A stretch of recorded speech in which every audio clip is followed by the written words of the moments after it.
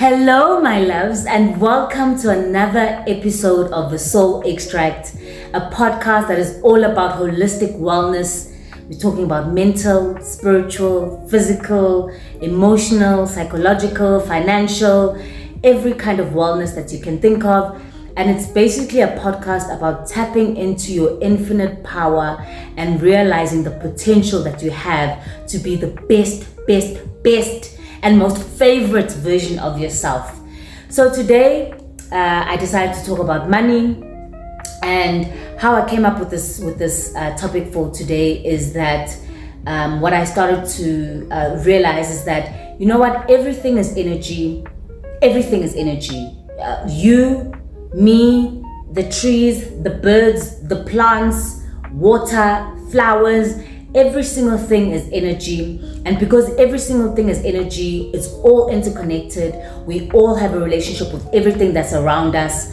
And then something started percolating in my head for the past few months, and it's the law of the conservation of energy. And basically the law of the conservation of energy talks about, it states that energy can neither be created nor destroyed.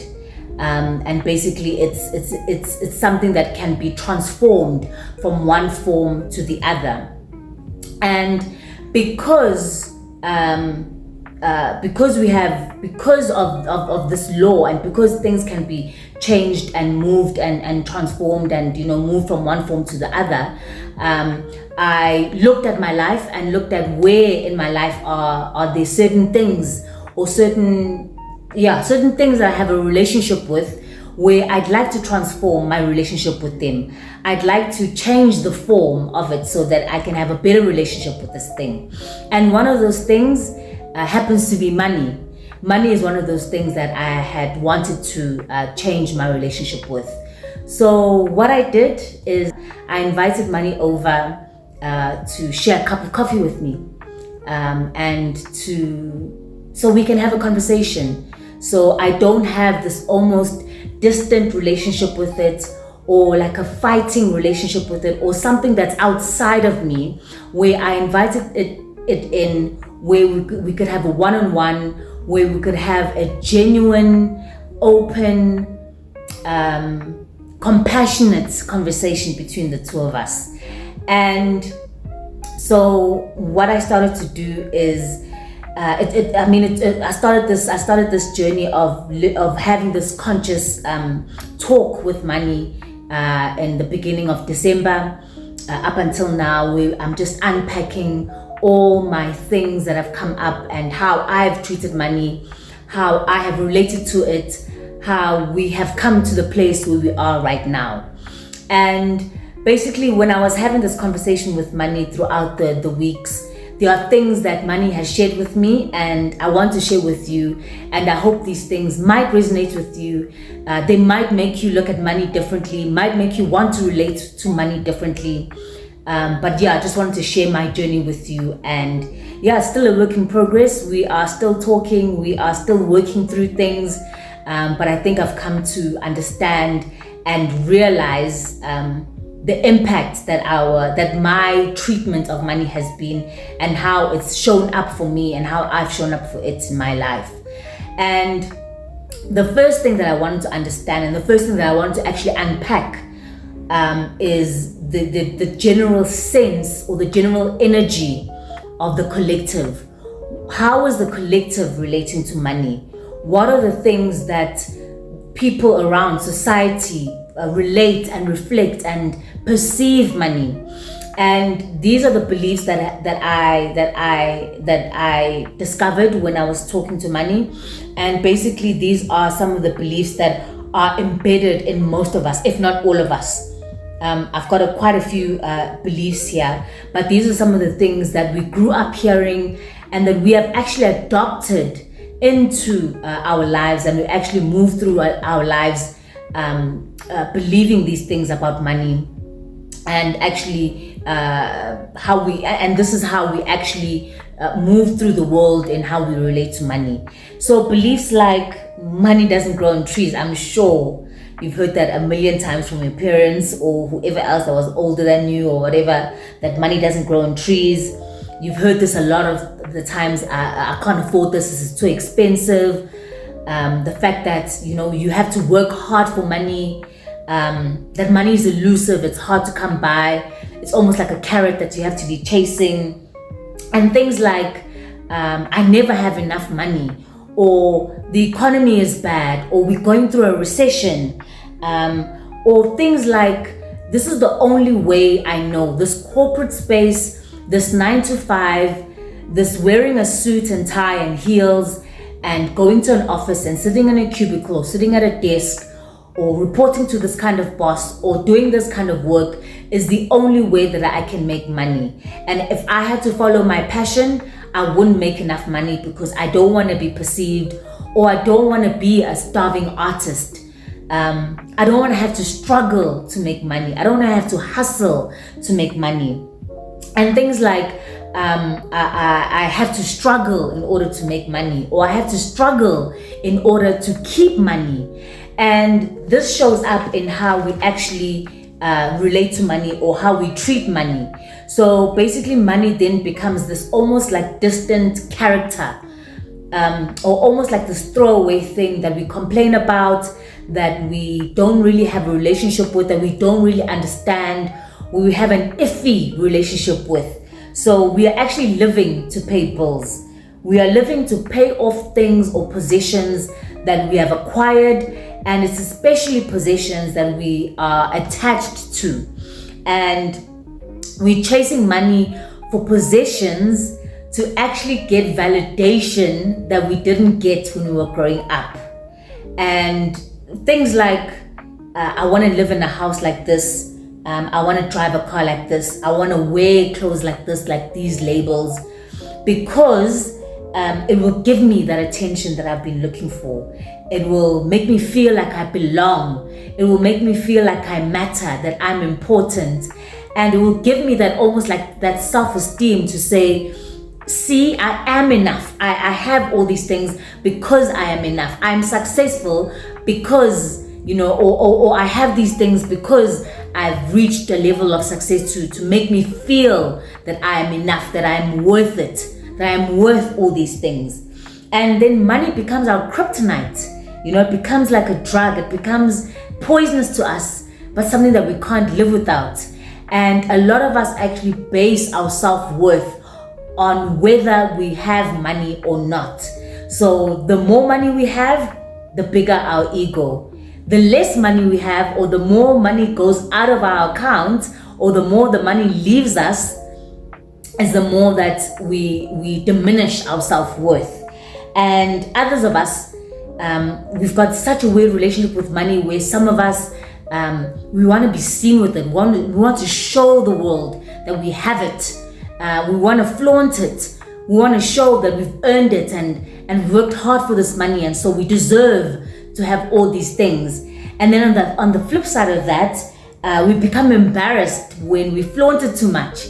I know there are some people that aren't they are fine with flaunting money. They will stay there. But there are some of us, let me speak for myself, where when I have too much, it feels like, oh my gosh, I have too much money, and I feel embarrassed to show that I have this money, and I don't want to almost show off and show up the people that are around me. As we continue with our conversation with money, I realized that, okay, this is the first layer. This is the first layer of this relating to money and how us as a collective view and interact with money. But I wanted to go further down the rabbit hole and really understand what my personal relationship is with money, how it comes through for me, how I relate to it, and how it feels and how I've been treating it, and how I've been handling it, and how it has shown up in my life. So some of you know that I am a researcher, and basically there is this exercise that we do. So whenever that we design a discussion guide. So a discussion guide basically is a guide of the conversation that we'll have with respondents, and it has a variety of different questions that we ask respondents to get that richness of the insights that we're looking for. And basically we have an exercise called the personification exercise. And this personification exercise is almost like what can I say? It's almost like to make whatever that we are testing into a human being. So for instance, let's say we're doing research on a car brand. We're doing research on a car brand, and the personification exercise would go something like this. So guys, today we're talking about Toyota. Today we're talking about BMW. Let's say BMW now had to come in your door, had to knock in your door, and they had to walk in as a human being like you and me, and has to sit down at this table with you guys. How would you describe that person, or how would you describe that relationship that you have with that person? And let's say for instance Toyota, they would say Toyota is down to earth, they are for the people, they are friendly, they are reliable, I can count on them, they will be there forever, they're not going to backstab me, there are people that are always going to listen to me, they're always going to be there for me, that kind of relationship. And then let's say BMW walks through the door. What kind of relationship would you have with BMW? BMW is flashy, he likes the good life, he doesn't like simple things, he likes to show off. He also likes to have friends in high places. I wouldn't necessarily rely on him. I aspire to be like him, but I don't think he would be a friend of mine. I don't think that we would be close friends because he is too high up there. He's too different, and we wouldn't really have a good relationship. So in this regard is then how I then wanted to approach money when I invited him or her for coffee. When I invited him for coffee, I wanted to personify him and have a conversation about, okay, so how is it that we have a relationship? What is our relationship like? How do I relate to you? How do I perceive you? How do I see you? And so money had a lot to say. They had a lot to say.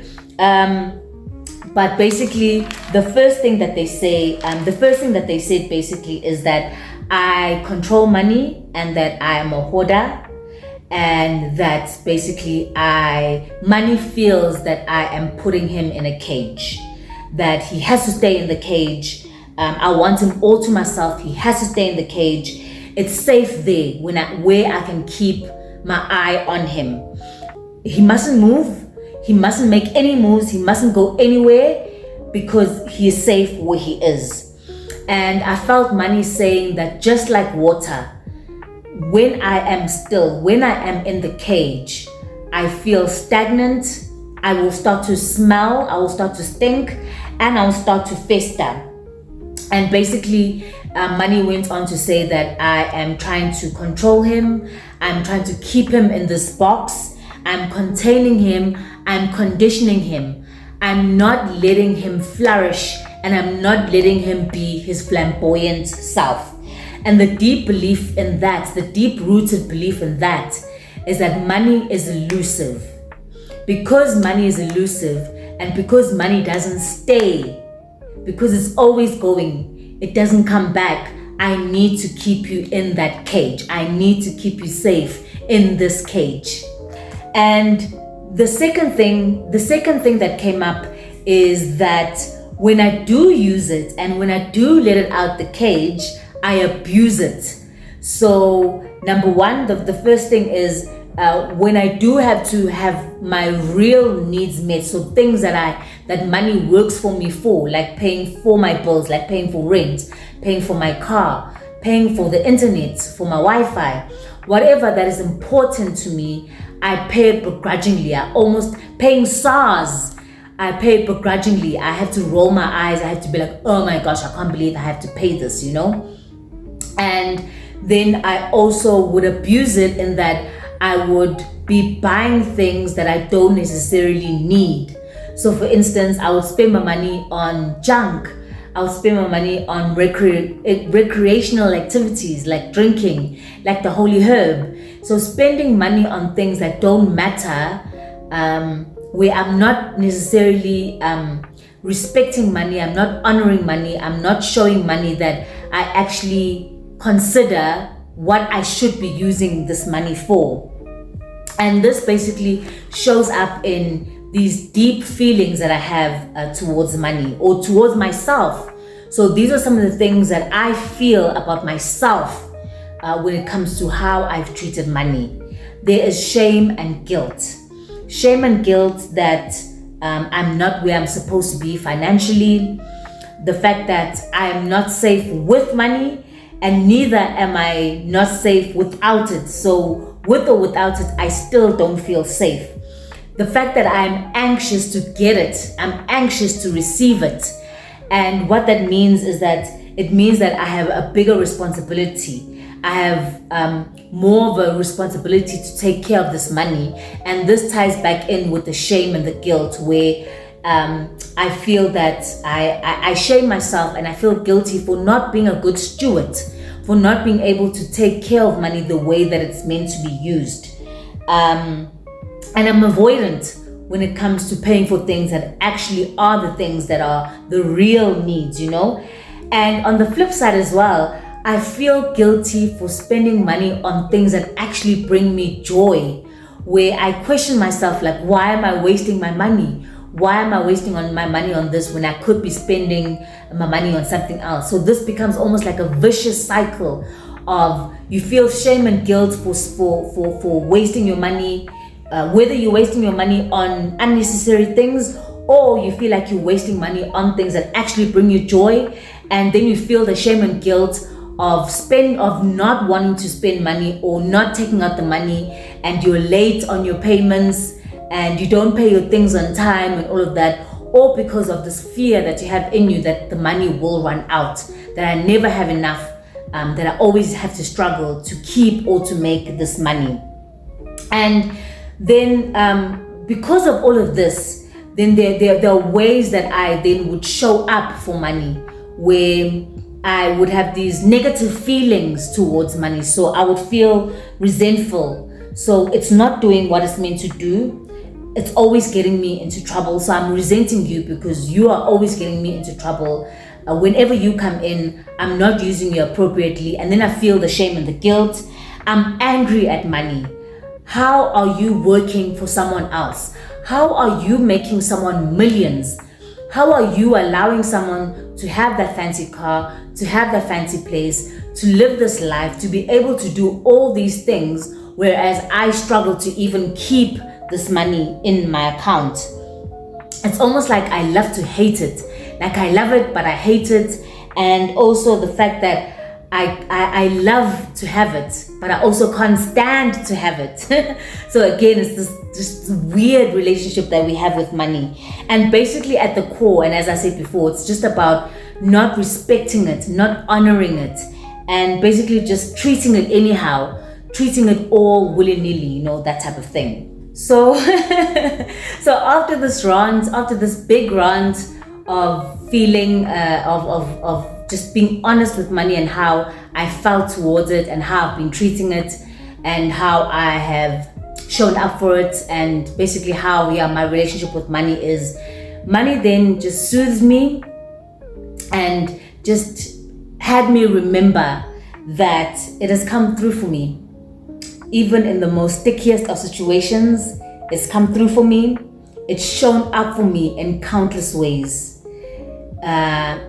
He also reminded me that he loves me, that he cares for me, that he looks out for me, that he actually wants to serve me, and that he's always willing to help, and he always wants to make my life easier, and that it wants to be free.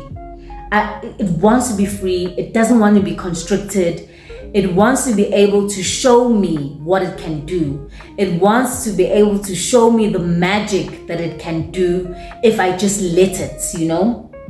And so because of this, how I now approach money, how I now have a better relationship with money, or how I'm now approaching this whole money thing, is I honor it, I respect it, I treat it like someone that's important to me, someone that matters to me. So I consult it. I do. I might not go into my banking app or look at it physically, but I would have a conversation with it. So if something comes up that I need to spend money on, I would ask it, is it necessary that we spend on this today? Or whatever, in the morning, what is it that we need to do today? What are the things that we need to do today? So it's almost like a relationship where we have a back and forth with each other. It's almost like money becomes my confidant. It becomes an advisor. It becomes an advisor, someone that I can trust, where we trust each other actually, where we become a team, where we look at the things that we need to pay for, what we need to do, what we need to spend on, and see, is this necessary? Do I need to spend on this? Yes, okay, let me spend on this. No, we don't need to spend on today. Let's wait a day or two and see if the need is still there. Then spend on it if it's still necessary, It's about building that trust with money, building that relationship between us two, where I trust him that he's always going to flow. When he leaves, he's always going to come back. He's never going to abandon me. He's never going to leave me. Whenever he goes out, he will make sure that he comes back. He always comes back. And that he trusts me, that I won't abuse him, that I won't use him, that I won't keep him in a cage, that I won't just, disrespect him and use him anyhow, anyway. Just basically having just this good relationship with money where we understand each other, where we see what I need, and basically if it's necessary or not to spend that money. And so while this is still early, I mean, since I've been doing this work intentionally and consciously, I've been doing this work with money since beginning of December, I've seen the incremental shifts in how I respond, in how we interact with each other. And what I've started to notice is that I'm no longer scared as much. I'm still scared sometimes. I'm no longer scared to check my balance, to no longer check what's in my account, what's left in my account, to trust that whatever's left will be enough for me at the time that I need it. And what I've also seen in the shifts is that money stays longer in my account. Actually, or whatever, the 15th doesn't come and I'm like, oh my gosh, what am I going to do? I don't have enough money. There's always more than enough money. I have more money than what I need to spend on. And I actually realized that there are things that I actually don't need. I don't need to, half the things that I realized that I don't need to spend money on, that I don't need half these things that I had been spending my money on previously. And so because of this almost like excess money, even though it's not like, a lot of excess money, but what I've realized is that because now there's more money in my account, I'm now starting to put money where it matters. So I've increased my investments, so I've put more money into my investments so that money can work for me, so that in the next 10 years, I don't have to work for anyone. Even if I'm doing my coaching or whatever that I'm doing in the future, that is actually some extra money, that just comes in, that money will just keep working for me. And also the fact that I have also managed to increase my contributions at home. So just having those things in place where I have this where I have this respectful relationship with money, is where I'm seeing money now work for me, where I'm seeing the extra money, and also like the gigs are being more consistent now. So all my side gigs, I don't want to call them hustles, but all my side gigs that I've been doing, they are more consistent now. They are here like on the regular, like it's not like dry and now this month is a bit dry, this month is is popping. It's consistent throughout the months as they happen. So yeah, guys, I just wanted to share with you in terms of, this doesn't have to be about money. So as I said, everything is energy. It's just about tapping into what is important to you and what you want to change the relationship with. How would you want to transform that relationship, or how would you want to transform whatever is happening in your life from this form to another form? How would you want to change it from a negative relationship, from a very dysfunctional relationship, to a relationship that's actually working, that is thriving, and that is sustainable and that works? So yeah, I chose money, and I'm still working. We are still in communication. We're still working. I still have my moments where I doubt, or I still have my moments where I misuse money. And when that happens, I literally have to apologize. I'm like, I'm so sorry, money. I didn't mean to use you like this. I didn't need this. I didn't mean to abuse you. I'm so sorry. Please forgive me. I'm a work in progress. Help me to use you better. Show me where you want to be used. Show me where you want to be placed, so we can work together, so you can show me your magic. And yeah, guys, I hope this has been helpful. And I just hope that you'll be able to take some of these things, one lesson, all of it, and apply it to your lives and see if it actually will make a difference. And yeah, guys, I love you so much. I will see you next week. Bye. Mwah.